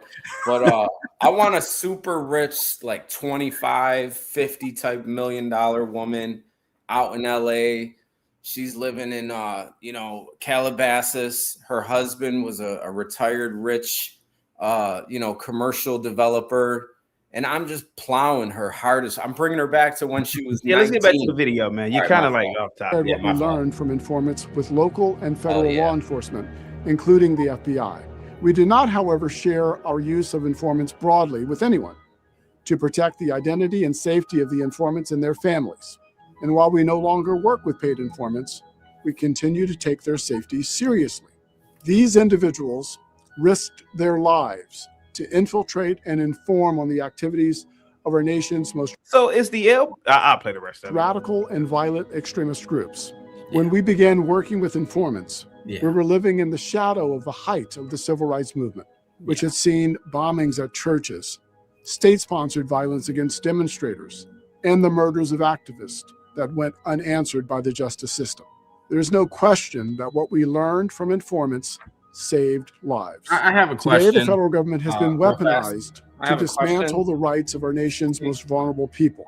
And any organization like ours that tries to stand in the breach. We stood in the vanguard then, and we stand in the vanguard today. We will not be intimidated into silence or contrition.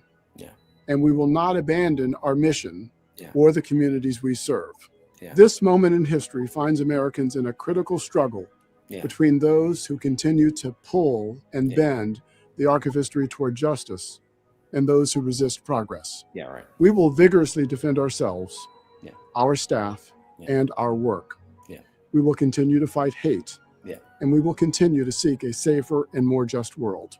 We trust that the many people and organizations who share our commitment to defending civil society will stand with us as together we fight injustice. He's got your jacket. Thank you. He does. All right, what was the question, buddy? Go ahead. Question is this: when he said unanswered I think he said civil rights murders. I think he was talking about Malcolm and No, he wasn't, but go ahead. He wasn't talking about Martin Luther King? No. Let me ask you this. Who killed Malcolm X? Supposedly members of the Nation of Islam. No, not supposedly, but who was the man that killed the two men? I'll say it. I'll say it. I think it was Louis Farrakhan who ordered the hit, but you know, he can. What does Farrakhan? Oh, I'm sorry. What does this have to? What does Malcolm X 777 have to do with the interim president's message? What do you? Okay. I'm. Let me get there. Okay. Now, who killed Martin Luther King? Yeah. Who killed Martin Luther King? I have no idea. Well, you know, I've always believed that MLK was killed in a dice game. I did a show about it. I've always. Jacob, I never believed that he was rifled down by. Did they catch the person who killed him? Supposedly, a fog. To me, the guy was a fog guy. I think he was killed in the dice game. And who was he? White or black? White. He was a white guy that killed Martin Luther King, right? Yeah. Thought so. Yeah. Okay. So now we have one white, one black. So both of those leaders were killed. One was killed by a black. One was killed by a white. So who is this guy talking about when he says he's talking about the Trump administration? That's what he's talking about. No, he said he clearly said it at the beginning of the he's video. talking about the murders. He said it at the beginning of the video. Oh, he was talking about the murders that have gone unanswered. Who? Go ahead. Who was he talking? I think it was just general. I think you're being way too specific. Okay. Well, we need to figure this out. Okay. How come? Go ahead. Listen, here's what we need to figure out, gentlemen. How come after these 400 years of slavery, blacks still can't figure shit out? What are you talking about? This has nothing to do with. Are you high? Come on, man. I am high. Get back to the topic. Race is always the topic, first of all. And I'm sick and tired of hearing this black shit all the time. No, that's today's topic isn't about black stuff, bro. Today's topic is about the Klan. You were talking about this man. Bro, today's topic, but the Klan also had other people that they hated. Today's topic is about the Southern Poverty Law Center's nefarious deeds of having informants both working within the organization and working within these extremist organizations. They had informants. Hold on, about the mustache man. Okay, that has nothing to do with the Southern Poverty Law Center. It's just, what the fuck are you talking about? Okay, go ahead. Can I say something briefly about the mustache man? Thank you. Go ahead. If you play, gentlemen, women, ladies, and gentlemen in the chat, if you play the mustache man. Hey, 777, real quick, 777, I'll bring you back in a minute. Question of partner, I have to take care of something. Can you hold it down real quick? I'll be right back. Apparently, we're holding it down while he has to take care of something. Jacob. Hello. Hello, Jacob. How are you? Very well. You have a beautiful voice. Thank you. Thank you. Is there a reason your video's off? Am I actually talking to a trap? No, I'm real. Jacob, I've been meaning to ask you something. Oh, Eve. The Hebrew Israelites and the NOI, you mention them quite frequently. I do. Why is that? So if you look at fatal anti-Semitic attacks, we're not talking about, I've had people spit at me. I've had people call me all kinds of names. That stuff's not, I don't count that. I count actual murders, like the New Jersey murder, like the Hanukkah murder that happened a few years ago. Those actual murders, if you look into it, they've generally been Black Hebrew Israelites. And the Nation of Islam before that used to be, now they're kind of has-beens. So maybe I should move on from them, but they're fun. But the Black Hebrew Israelites, when you look in terms of actually going around killing Jews, there's no comparison. There's somebody who's a regular on my channel. one of his classmates from school was murdered in the New Jersey attack a few years ago. So yeah, the Black Hebrew Israelites are actually killing people.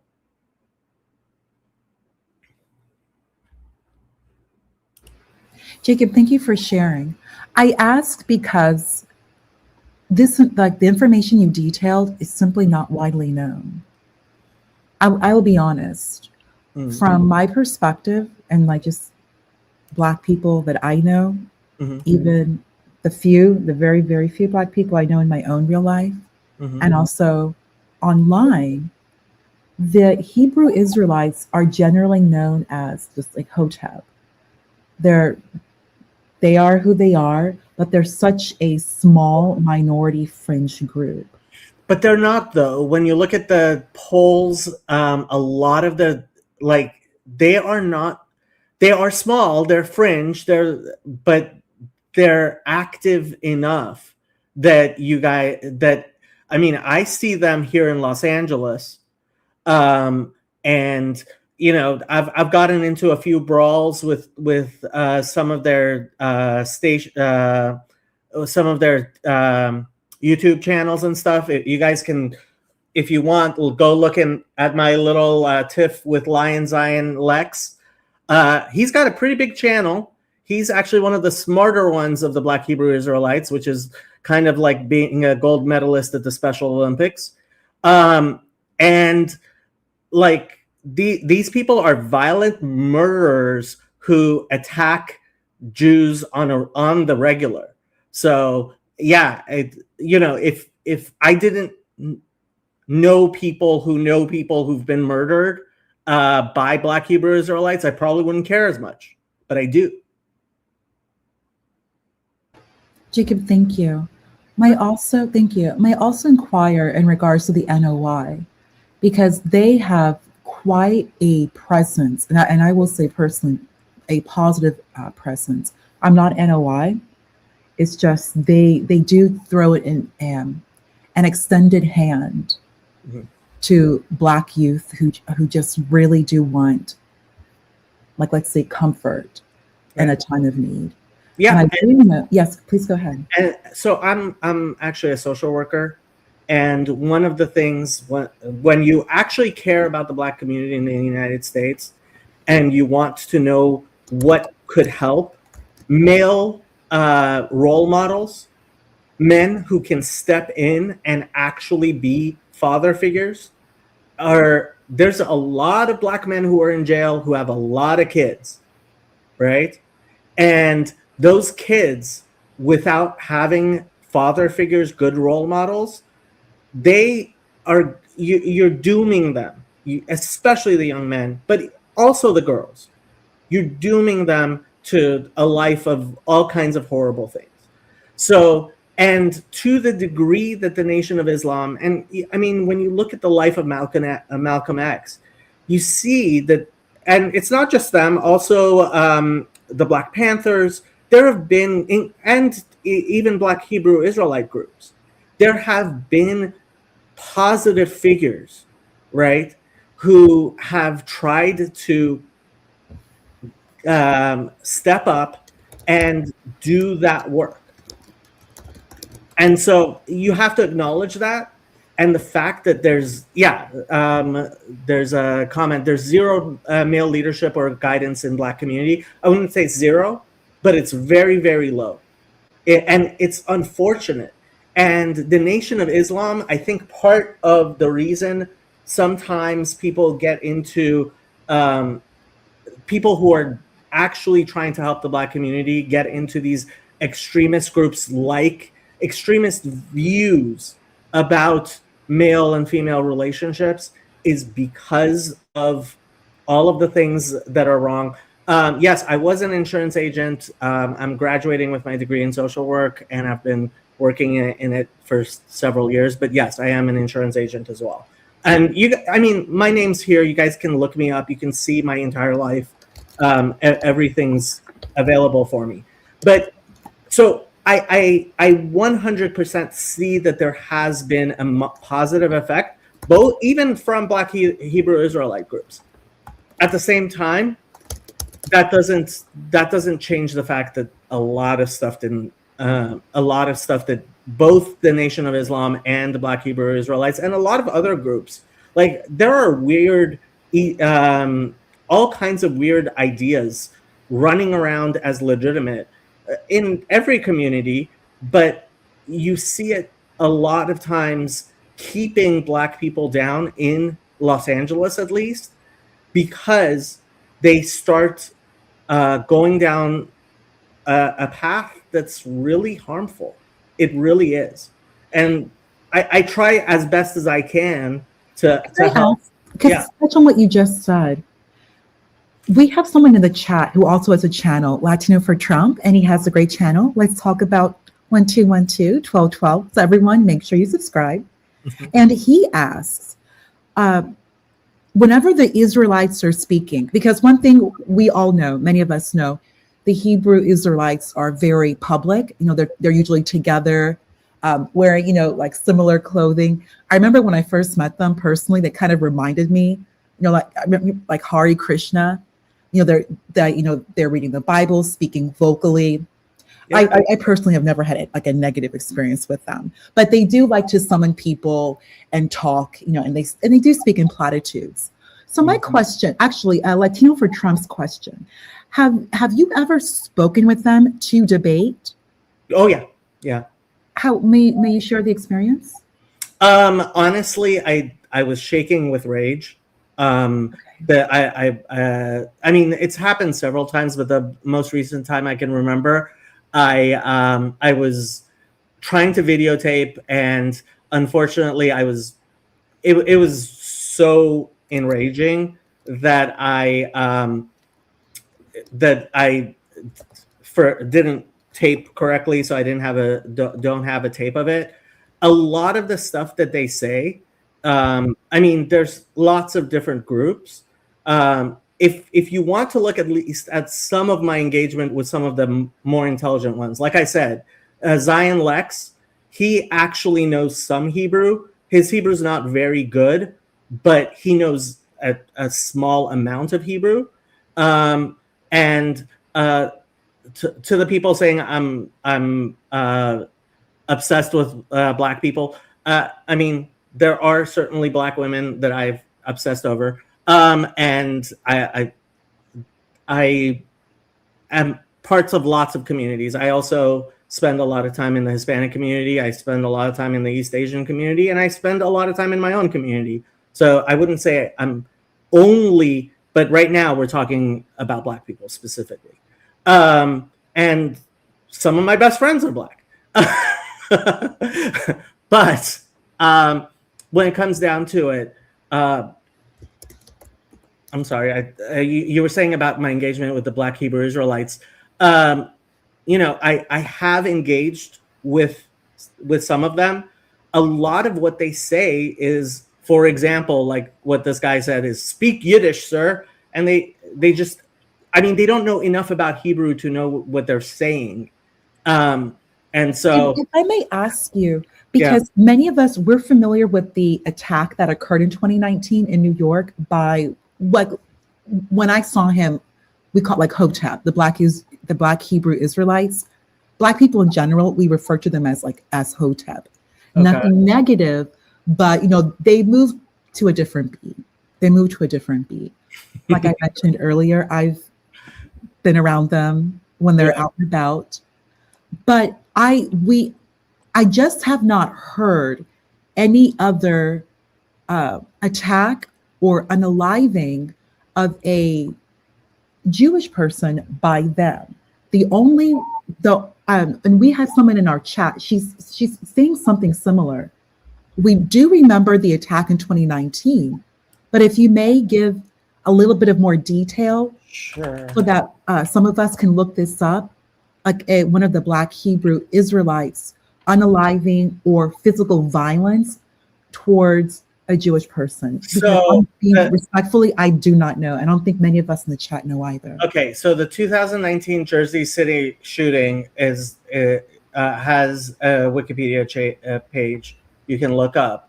The other one was the attack Hanukkah. attack. I believe it was in Muncie. Yeah, Muncie Hanukkah stabbing. The Rabbi Joseph Newman was the guy who was murdered there. So those are the two, and that was also in 2019. So I mean, 2 attacks seems pretty bad to me. Yeah, we're Yehuda Israel. If you know of any other, I mean, there are regular attacks. If you're Jewish and you're in New York, and you're dressed in a Jewish manner, you will definitely see the attacks. But the other, I mean, they're Edomites. Yeah. They're Edomites. Whatever. No, I've been go. called an Edomite by the Black Hebrew Israelite. Yeah. They do that.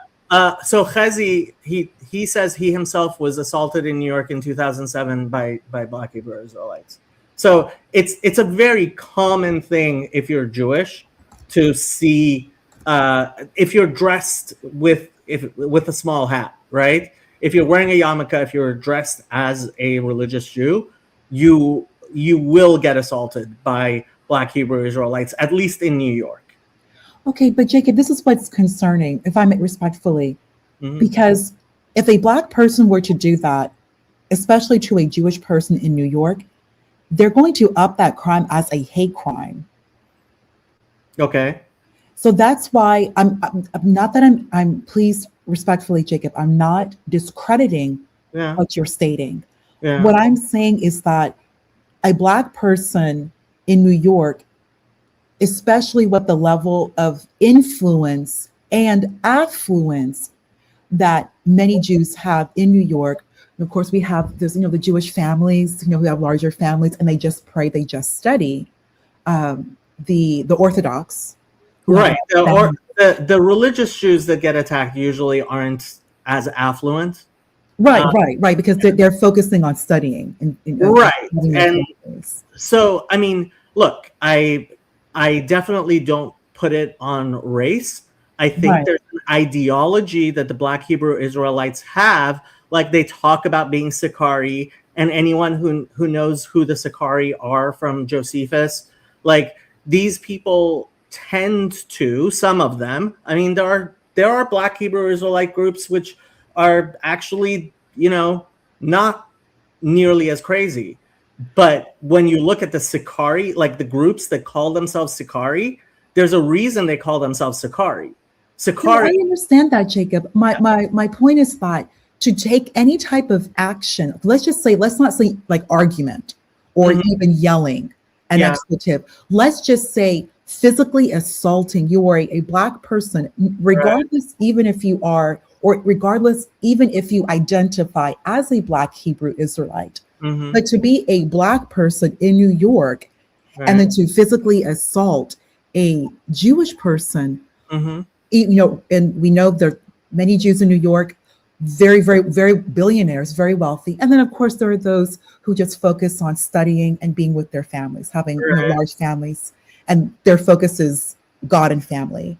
Either group, there is influence, and then of course there's also going to be affluence to an extent. So are you saying there aren't people in jail for this? Excuse me?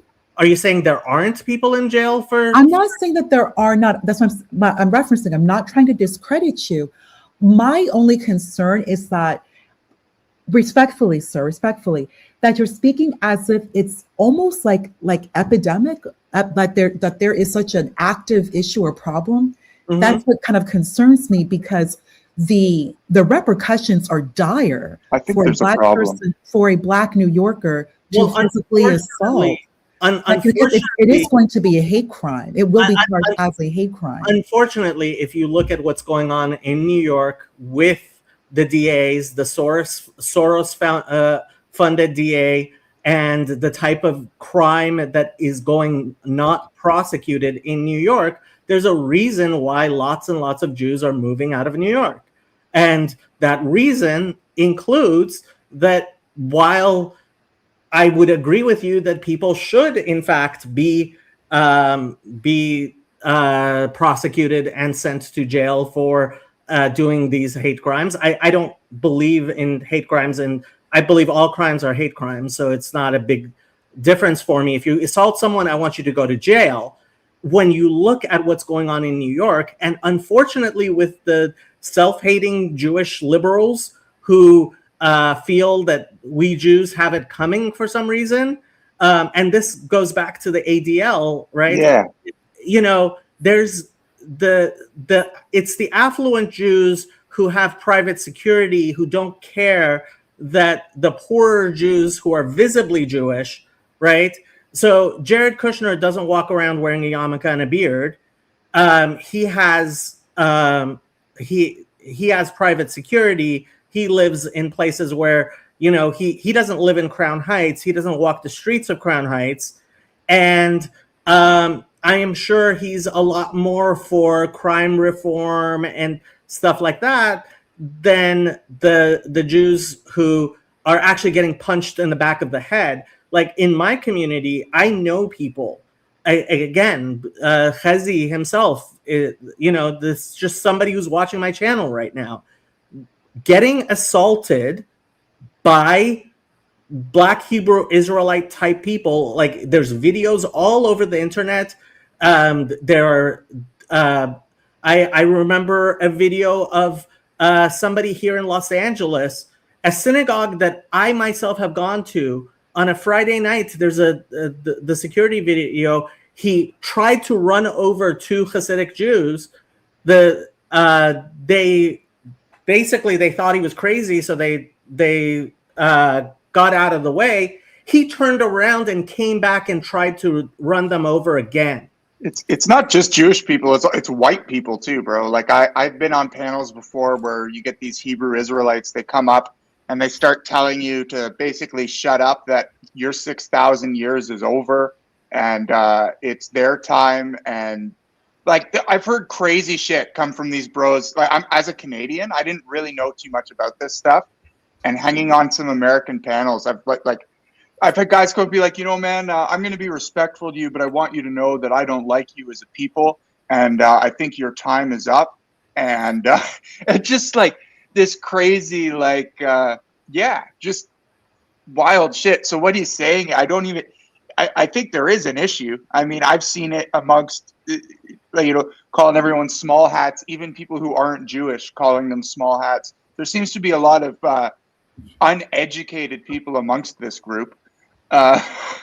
Talking about who's the guy, Jacob, who created white people in a lab in Africa. Like, these people are insane, and I would say they're probably an issue. I haven't seen them in numbers because I'm in Canada, but if they're out there in numbers, they need to be stopped. You need to go to your next radiation treatment. But I just called in. Jacob.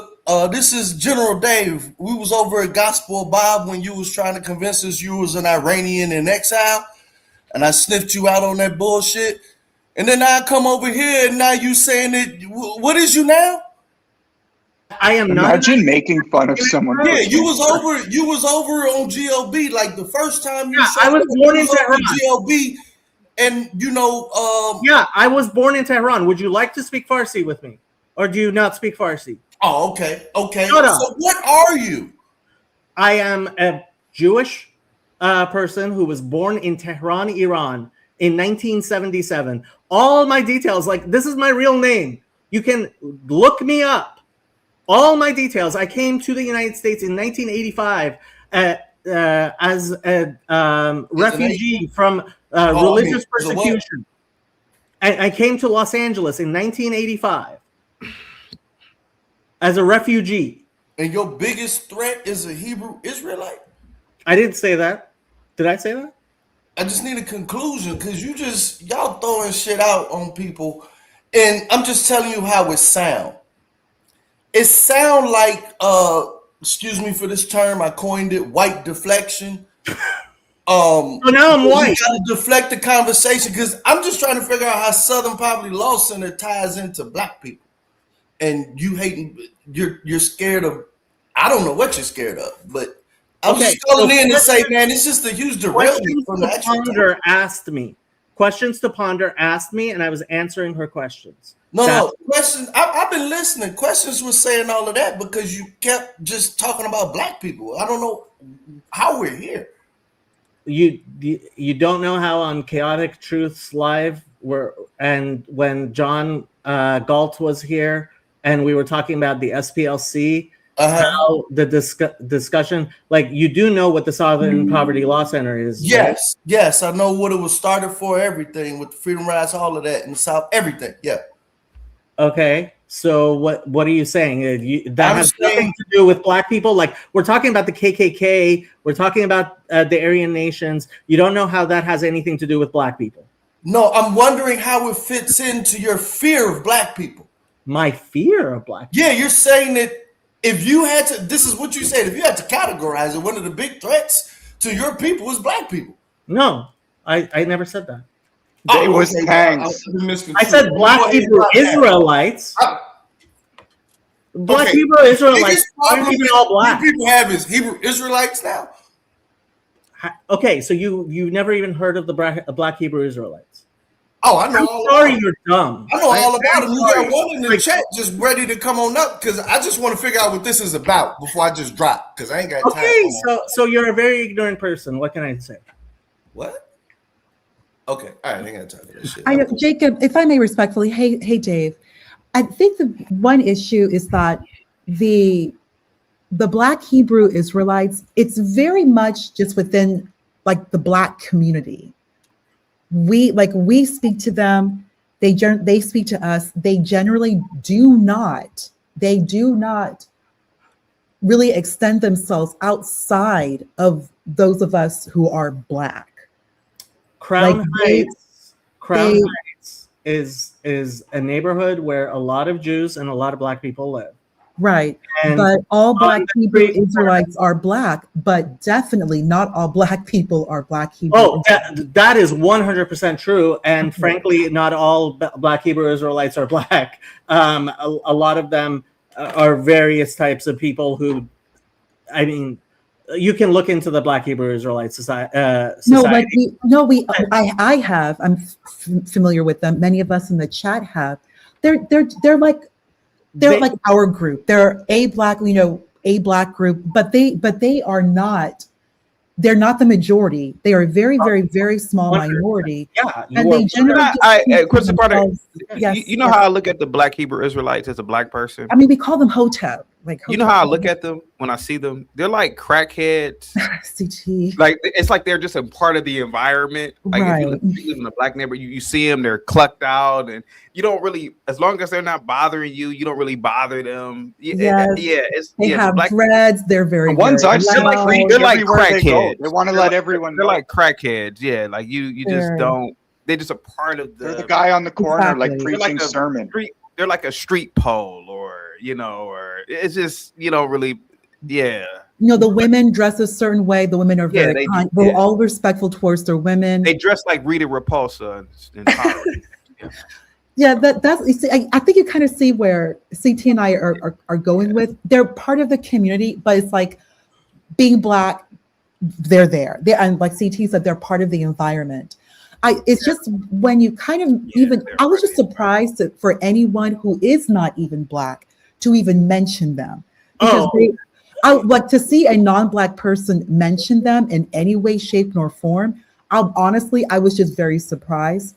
Because most people are not familiar with them unless you are with a Black man or a Black woman who identifies as such. So this is the thing. When you are Jewish, they do come deliberately into Jewish communities, and these people are everywhere. Stuff.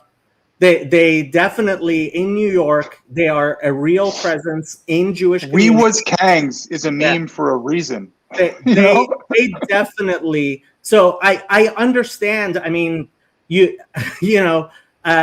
is a part of if you are visibly Jewish, if you are walking during a Jewish holiday in a Jewish community with like Crown Heights, but even in Los Angeles, you are likely to encounter these people, and they will be very hostile. They will come up to you. They will yell at you, at your kids, and yeah, I mean, we're talking 5 deaths in the last 6 years. Imagine if 5 Black people were killed by some of our Jewish crazies, and we have Jewish crazies. Everybody's got crazies, but what would have happened if, you know, some of our extremists had killed 5 Black people over the past 10 years? Well, Jacob, I just don't want the assumption to be that because it's a Black person in Crown Heights who more than likely has dreads, you know, praise to Jah, you know, like that they are, like they may physically, or people may assume that they're Black Hebrew Israelites, but when they're not, because it's really, they're not even so much organized. It's more like an ideology that really is not an ideology. Right. They go back and forth with what they say. And Canada Dry made an interesting point that we was kings. That's kind of like the running joke, because they do speak in superlatives. They say a lot of things that cannot be substantiated. Black people, I know Black people like CT and I, we're always going back and forth with them. But so we just, we leave them alone. Like you're not going to keep arguing, debating some of the very extravagant things that they say. But Crown Heights, like someone mentioned in the chat, is mainly, Caribbean. Caribbean is not necessarily going to be like, that's not going to be Black Hebrew Israelites. That's not their culture. Caribbean culture has their own unique Rastafarian and ancestral religion culture, African ancestral religion culture. That's not Black Hebrew Israelite. Mm-hmm. Black Hebrew Israelite is more like in name only, and they don't even call themselves that. They'll just say, "Oh, I'm a Hebrew." Like, so they will call themselves, "I am a Hebrew Israelite." So it's more of an existential. It's not like an organized group. Like we can never associate them. No, respectfully, Jacob. There are organized Black Hebrew Israelite groups. Yeah, they'll come together and like pray and then eat, and they have their families. And then go into Jewish neighborhoods and yell. I don't think they're pitchforking Jewish neighborhoods in numbers. Yeah, I agree with her on that. They certainly do come into Jewish neighborhoods and hold their protests. Well, can you find a video? Can you find a video of this real quick, Jacob? Like how often? Do you mean it's happened? Yeah, Jacob. I mean, as a Jew, here as Zion, it has happened is a bit better than like it happens all the time. Like, hold on. Okay, so I don't want to make this sound like it's like I'm going out and I'm afraid of Black Hebrew Israelites on a normal day. When Zion Lex made a video calling me a racist and telling Black Hebrew Israelites to come to my office, putting my address up there and telling people to come to my office because I am a racist because I said he doesn't know Hebrew, because he doesn't. That was a real thing that happened to me, right? The videos are there on my YouTube channel and on his YouTube channel, right? So yes, I have had actual personal experiences with Black Hebrew Israelites. I know people who have. So I understand. I think we actually agree. 99% of Black people would never call themselves even Hebrews.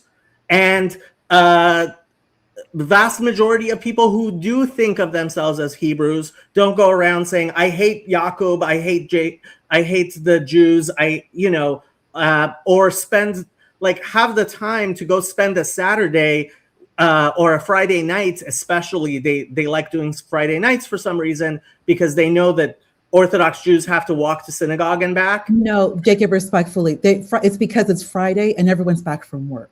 I'm being honest with you. Okay, as Orthodox everyone's Jews, home, 5 o'clock, kids are home. That it's I understand, but they're not identifying specifically because of use of that. When you're walking home from synagogue, and there are groups of Black Hebrew Israelites yelling at you, like it's not an everyday occurrence. Yeah, 99% of blacks do not think about Jews. Great. But Jacob, your protests, okay, you're saying protests. I've experienced something similar. I don't see a protest. It's Black people, because that's a lot of Black people do that. If depending on their group and how they read the Bible. And Black people are loud. They're going to be loud. I'm just speaking to you because I've experienced them, and they can be very strong, even arguably aggressive. Okay, but to say that they are, if you're walking home, how would you feel if you're walking home from church with your kids and a group of people come up and start yelling at you and your kids? How would you feel about that? I would feel frightened. Absolutely.